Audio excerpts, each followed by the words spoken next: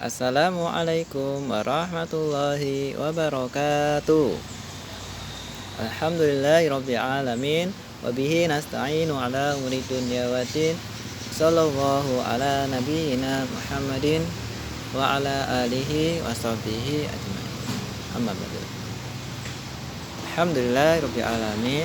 Pertama-tama marilah kita senantiasa bersyukur kehadirat Allah SWT yang telah memberikan banyak nikmat yang karena tidak pernah kita bisa hitung. Salawat serta salam selalu kita surahkan kepada junjungan kita Nabi Muhammad SAW yang selalu kita nantikan syafaatnya nanti di yaumul qiyamah. Shallu ala Nabi, Allahumma sholli alaihi. Adik-adik, gimana kabarnya hari ini? Nah, tidak terasa ya, kita udah sedikit lagi selesai menjalankan puasa Ramadan. Nah, Ustadz mau bertanya, siapa yang nggak selesai puasanya? Baik, alhamdulillah. Ada yang belum selesai, ada yang nggak puasa. Ya, nanti tahun depan belajar puasa ya. Hari ini Ustadz akan bercerita tentang Nabi Muhammad yang sedang mengajarkan ilmu kepada sepupunya, yaitu Abdullah bin Abbas. Abdullah bin Abbas ini radhiyallahu anhuma ini adalah sepupunya Nabi, yaitu Nabi punya Abdullah bin Abbas. Abbas ini itu pamannya Nabi Muhammad SAW. Apa aja yang terjadi? Nah, ini kisahnya ada di dalam hadis Arba'in An-Nawawi. Nah, tentu Mas saya tidak akan membacakan hadisnya seperti apa. Mas saya hanya akan menceritakan sekilas, sederhananya saja gitu. Nah, ini cerita dari Abdullah bin Abbas. Ceritanya, suatu hari saya pernah dibonceng di atas bingkol Nabi Muhammad SAW. Jadi waktu itu Abdullah bin Abbas sedang diboncengin naik bingkol. Bingkol itu perpaduan antara perkawinan silang antara kuda dan keledai. Hasilnya namanya bingkol. Terus Nabi berkata sama Abdullah bin Abbas, "Ya gulam, wahai anak. Ya gulam, wahai anakku, sungguhnya saya akan mengajarkan kepadamu beberapa kalimat." Kalimatnya apa aja? Nabi mengajarkan beberapa kalimat kepada Abdullah bin Abbas. Pertama, jagalah perintah yang diwajibkan Allah dan larangan yang diharamkan. Jauhilah larangan yang diharamkannya. Niscaya Allah akan menjagamu. Jadi kita harus menjaga kewajiban kita sebagai muslim pada Allah SWT dan menjauhi larangan-larangan Allah SWT. Apa aja yang kita wajibkan? Misal seperti sholat, zakat, puasa, berbakti sama orang tua, haji, dan lain sebagainya. Apa aja larangannya? Larangannya yaitu durhaka sama orang tua, tidak sholat, tidak puasa, dan lain sebagainya. Yang paling mengerikan adalah kita tidak boleh melakukan syirikan.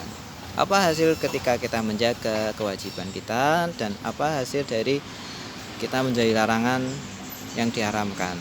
Yaitu kita akan dijaga oleh Allah SWT. Itu yang pertama.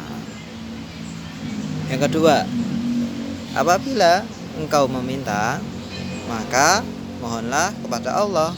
Dan apabila engkau perlu pertolongan, maka mohon pertolonganlah kepada Allah. Nah, Nabi mengajarkan kepada kita, apabila kita ingin pengen punya sesuatu, minta pertolongan, pertama kita harus minta tolong dulu sama Allah. Maka nanti Allah akan tolong. Jadi pertama, sebelum kita minta tolong sama ayah atau ibu atau bunda, bun lapar tolong ini, nah kita bilang dulu kita belajar sama Nabi, bilang dulu, ya Allah saya lapar.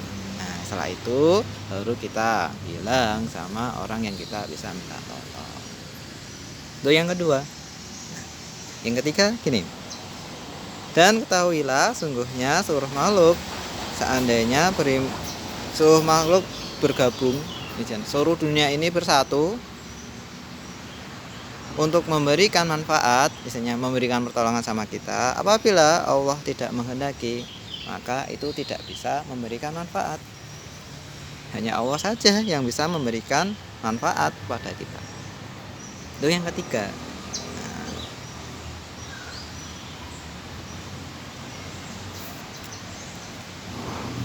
Jadi hanya Allah saja yang bisa memberikan manfaat sama kita, bukan orang lain. Jadi seperti itu. Nah, terus nama selanjutnya gimana? Jika seluruh dunia ini ingin mendatangkan kejelekan, kejahatan bagi kita, itu pun tidak bisa terjadi apabila Allah tidak menghendaki. Jadi ada teman-teman nih yang pengen jahat sama kita, kalau itu tidak ditakdirkan sama kita, itu juga tidak akan terjadi. Jadi tidak perlu takut adik-adik sama seluruh manusia, sama setan. Kita tidak boleh takut, kita hanya boleh takut sama Allah SWT. Karena putusannya telah ditetapkan di lauh mahfud, yang sedangkan kertasnya pun sudah kering. Bahasanya susah ya, paham enggak adik-adik? Susah ya ini ya.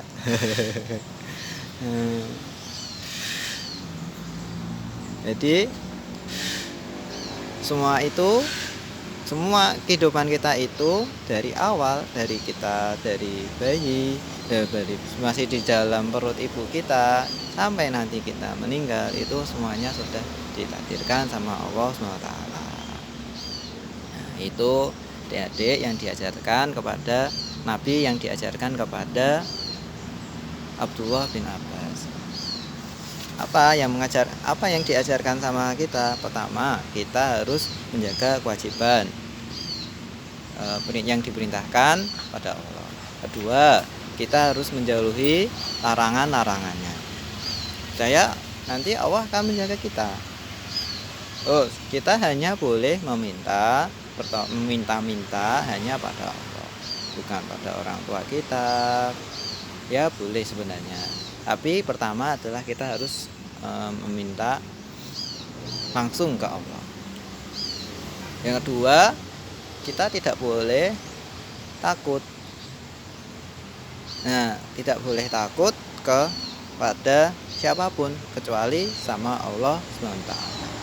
Itu yang diajarkan Nabi kepada Abdullah bin Abbas.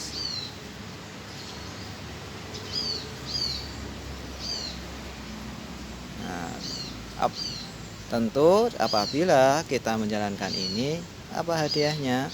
Hadiahnya ada di surat Qaf. Surat Qaf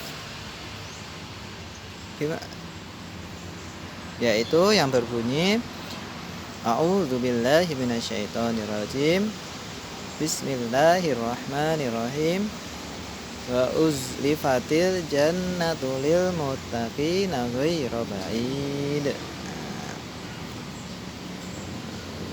Yaitu didekatkan surga pada orang-orang yang bertakwa pada tempat yang tiada jauh. Jadi dapatnya apa? Surga. Yang dapat siapa? Orang-orang yang bertakwa. Orang-orang yang bertakwa itu yang seperti diajarkan Nabi, menjalankan kewajiban, menjauhi larangan, hanya takut pada Allah Subhanahu wa taala.